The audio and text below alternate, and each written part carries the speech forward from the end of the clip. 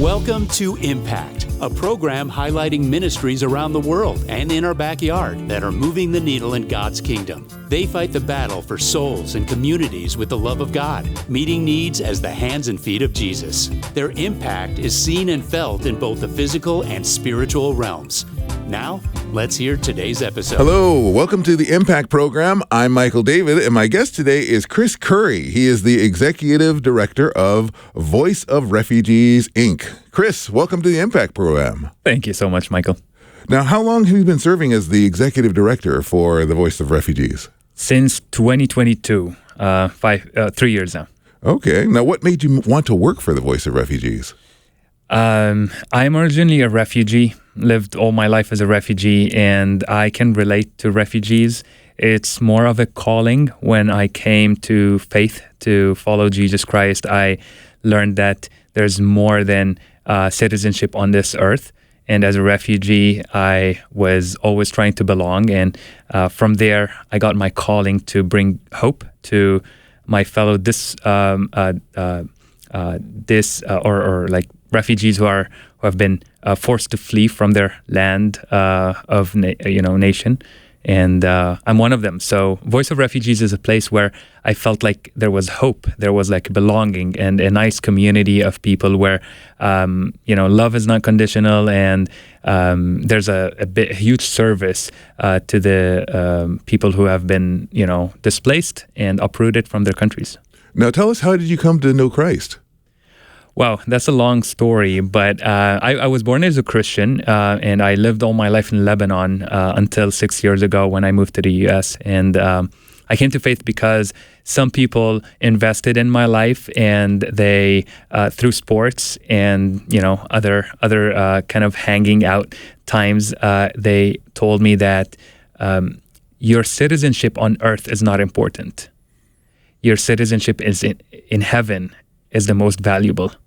And if you don't accept Jesus Christ as a personal savior, although you're a Christian by heritage or by the ID that you hold, your last name is Khoury, which means priest, that doesn't give you access to heaven. You need to put your faith in Jesus. And a lot of things happen. We don't have time for it today, but yeah, my whole life changed. And once I knew that my citizenship in heaven is the most important thing, and my eternal life is what I need to invest in, my whole life became a calling to live for Jesus, and that's how I ended up in refugee ministry. Wonderful. Now, why is welcoming refugees such an important expression of faith? Yeah, well, at Voice of Refugees, where I serve and I have the privilege to lead, serving refugees is a direct response to God's command. And God's command throughout history, throughout the Old Testament and the New Testament, is welcoming the stranger, caring for the widow, and being there for the poor. So refugees are people who are uprooted. And to welcome the stranger and not mistreat them, and make sure that you love that global neighbor. He's not just a regular neighbor, he's your global neighbor. He brings richness to your culture, and you can learn from them. It's so important that we can fulfill God's commandment to love our neighbor, but also make sure that we have a welcoming environment for people who are strangers and foreigners. Now, you said the refugees enrich the communities that we're in. How do refugees enrich the communities that receive them? Well, first of all, economically, because refugees come here, they don't believe that, and I'm one of them, they don't believe that we get to restart our life in a place where it's safe, we have stability, and we have a hope for a better future. So to be somebody that has given a second chance to rebuild their lives, they work nonstop, and they invest in this society in a way that you can't see somebody who hasn't seen that much welcome and love. That's one. Second, it's the culture. We welcome people from Afghanistan. I've never danced to an Afghan song before coming here, and that's how when we come together for a Thanksgiving dinner, for instance, we have 200, 300 people coming from different countries of Afghanistan, Yemen, Lebanon, Egypt, Syria, Iraq, North Africa, like Algeria, Morocco. The things that they bring to the table, the food, the taste of food makes your taste buds go crazy. So, Oh, that is awesome. Now, what year did Voice of the Refugee start? it started in 2009. 15 years ago, 16 years ago. Okay. And why was it founded, and who were the individuals who actually founded it?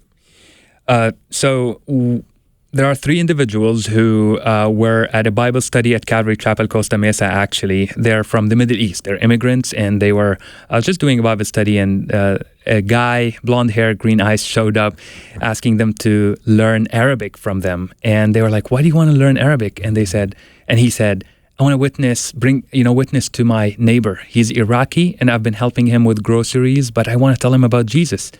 So for them, it was a surprise that somebody would request that. And they were like, we need to do something about it. We need to reach out to our own people. We speak Arabic, we can go there. So one of them is comedian Nazareth, who actually says hi. He's in DC in another radio station today. It's a radio station for both of us. But he started VR in 2009 with two other people from Jordan. And he started collecting donations like furniture and delivering it to families who recently arrived from Iraq or Syria due to the war. They really couldn't, build their lives from zero. So he started that, and today we have like tons of programs where we've helped thousands of refugees in those 15 years. Now, why would you say that refugee families are one of the most vulnerable and yet overlooked populations in the community? Right. They are the most vulnerable because they come with, first of all, limited English, so no communication. They don't have a lot of resources. They come with a couple of luggage, and they're expected to, build their lives, assimilate and integrate.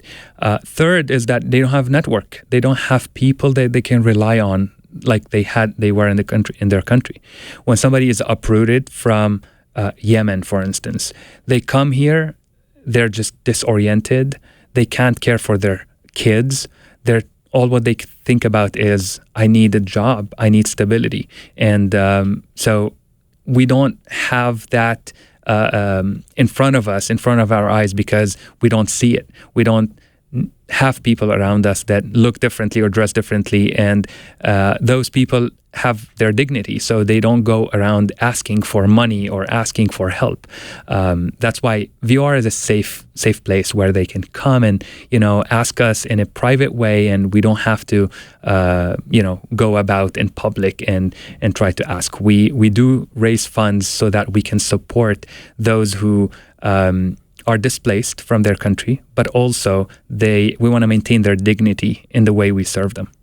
Now, do the majority of the newly arrived families come from conflict-ridden nations? Oh yeah. Most of them come from war-torn countries like Ukraine, Afghanistan, Iraq, Syria, and some of them come from areas of persecution and violence like Egypt, North Africa, South Sudan. Some people came from Kyrgyzstan and South America as well that we've been helping. Now, does Voice of the Refugees provide the refugees with workshops on American culture and history and current news? Oh, absolutely. Our mission is to help refugees stabilize, integrate, and thrive. And for us to be able to help them do that, we do workshops, and everything that has to do with American culture and the history is integrated in our programs.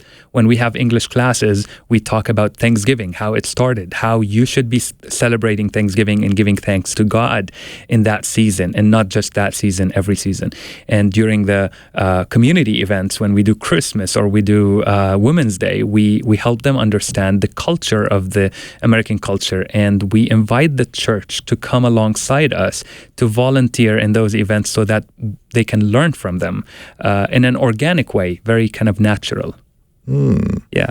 Now, does Voice of Refugees also provide consultation on the citizenship process and mentoring to equip families with knowledge and skills to work with local authorities and agencies in areas such as residence or medicine or education or social services? Oh yes, definitely. We do help refugees to evaluate their degree first, and once they evaluate their degree, because most of them are educated in their country or they didn't end up graduating, so we help them to evaluate what courses they learned so that they can continue their education and they continue their career, to pursue their career. But also for citizenship purposes, we do have classes, citizenship classes that help refugees understand the culture and the history of America. We have done that on one-to-one basis in the past year or so, but we hope to bring back citizenship classes because that's an awesome kind of program we have. Now, I also think it would be difficult for the children as well. How does Voice of Refugees help children thrive? By creating a space for the kids and youth to build character skills and expand their social networks through the events?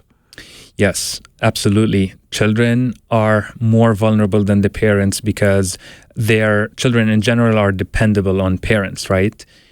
So when parents are busy trying to figure out life and get a figure out livelihood for the family to provide, children and youth are isolated and they feel like they're forgotten.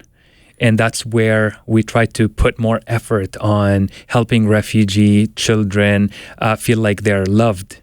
And we help them learn life skills through our summer camps, through our workshops, through our gatherings. And in every community events, like Women's Day, we'll have women come to do manicure and pedicure just to pamper them and to treat them. The children would have a different program at that same day that actually empowers them, that teaches them life skills, how to be resilient and how to, build their character. And we also get churches that are professional and experts in that to actually come and work with us and serve those kids. That's wonderful. Now, we're going to continue talking with Chris Khoury on YouTube. So I invite you to join us on YouTube. We're going to be joining him in just a little while, so stay with us for that. If you're on the radio, go to YouTube and you can find this video on the K-Wave website. But Chris, I wanted you to give the website where people can get more information about Voice of Refugees. Sure, Michael. You can go on www.voiceofrefugees.org, and there's all kind of events that we do that you can sign up for. You can learn about our programs. If you know anybody, a refugee family that has been here struggling to get English classes, driving training, job coaching, the kids need tutoring for their school, please go and sign them up. And if you want to call us or email us, you can call us on 657-575-0854, and email is admin@vorservices.org.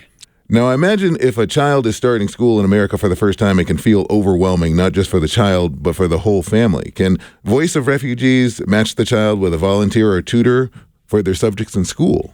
Oh, yeah, of course. We match people all the time with, volunteers with refugees, because one-on-one is the most effective and valuable service that anybody can provide.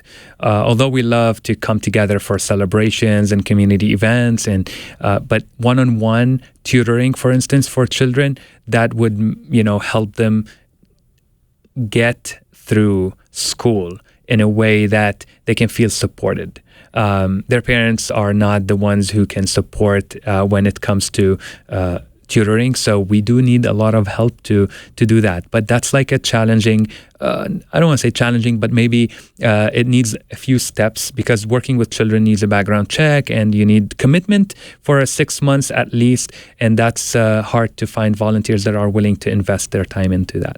And that makes sense. And for the people who are looking for jobs, can Voice of Refugees find someone who's going to be a job mentor that can give timely feedback and encouragement to help them thrive in the workplace? Absolutely. We do have a lot of lawyers, medical students, people who are engineers, people who are in business or nonprofit management, all kind of different careers. And we try to match people with the volunteer that actually has experience into that industry, so that they can actually help them with their network, can help them with their resume, to use the technical words that actually work for applications, and hopefully that can build friendships and can build more of a support group for that person. So yes, we do match people with skills in certain industries with job seekers who are refugees that are looking for jobs in that industry. Now, if there's a refugee's family of 3 or more, can they request maybe a biweekly food bag with fresh produce, canned food, and hygiene items? Of course. We do food distributions every other week with fresh produce and all what you stated, Michael. But we also help individuals, because we know that individuals are also struggling as much as families. And when a single mother with one child is coming to us for food, we definitely help with that. Now, if people are, again, for applying for U.S. citizenship, do you have a group class that reviews some of the topics on the citizenship test so they can be more prepared for their interview? Yes, we do have classes upon request. If we have multiple requests for that, we can form a class. And we did have a volunteer that came and did those classes for citizenship. So they come and ask him questions and get ready for citizenship.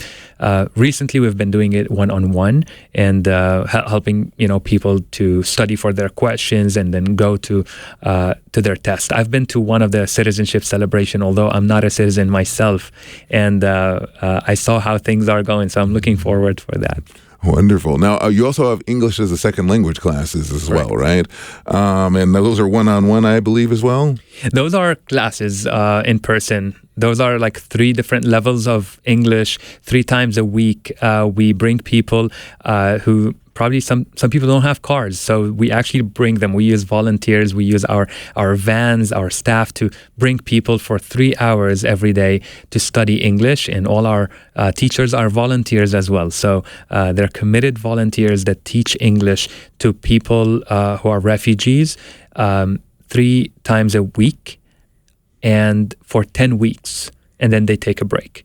And that's in person, but also we have online, because we have people from Riverside County, San Diego County, LA County that cannot commute to VOR where we are in Anaheim, and those people join online, and we have been having students since COVID to today.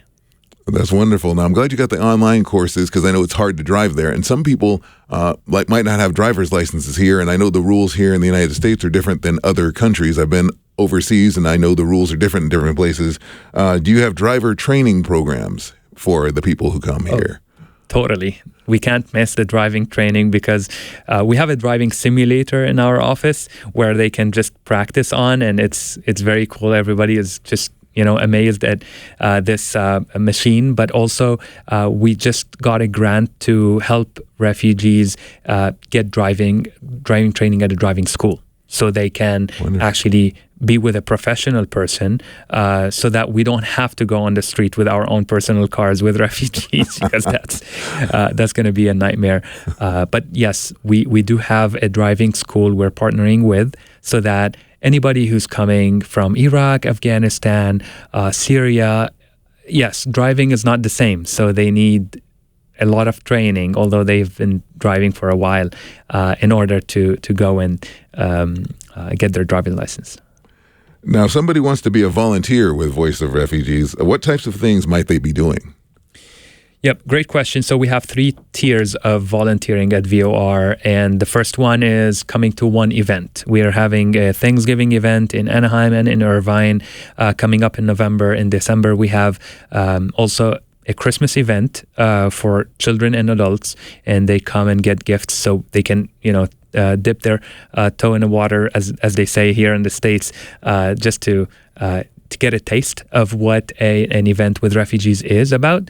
The second tier is being a driver, taking food to families, bringing somebody to VOR, giving a ride to somebody, or packing food with us, or helping us in the storage, or setting up for an event and being somebody who's always available for that. That's another tier, or teaching ESL, for instance. And then the third tier is when it comes to one-on-one. That has we do a background check, we have like a 6 months commitment, we do a training for that person, if that's something they want to do long term. And that's like the third level of commitment. Oh, wonderful. Now, People have different feelings about refugees. I imagine if I myself was in a different country, it would be tough for me to live there. If I don't know the language, I don't know the culture, I don't know anybody there and stuff like that. Again, different people have different feelings about it. But as believers, how can we as regular people help refugees feel more at home here in America when maybe some other people or agencies might not be so welcoming to them? First of all, we need to change our mindset towards the people who look different than us. We need to start going to grocery stores that are in another kind of area. We do have a richness in other people's food. So we can start with there, going to a restaurant in Little Arabia in Anaheim, which is off Brookhurst. And that's a good place to start meeting somebody in a business setting where they're serving you food, or in a grocery store where they're selling you something food, and you can ask about that. So the mindset has to change, that I need to go out of my comfort zone. I need to come to a VR event. That's one.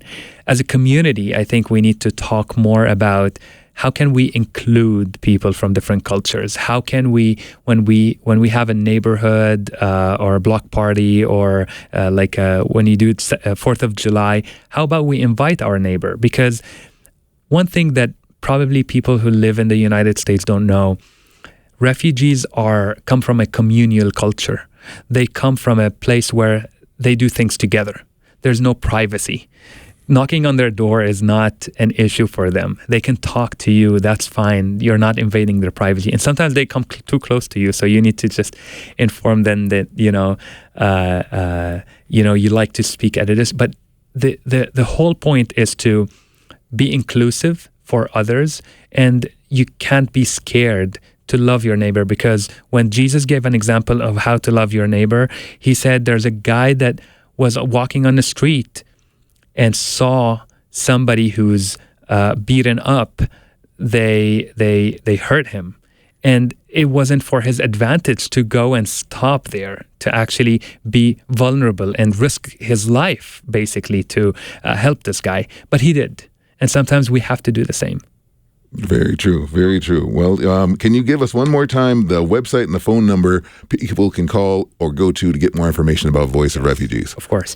Voice of Refugees website is voiceofrefugees.org or vorservices.org. We have two domains, and you can go to either or and get to the same website. And if you want to send us an email to learn more, it's admin@vorservices.org.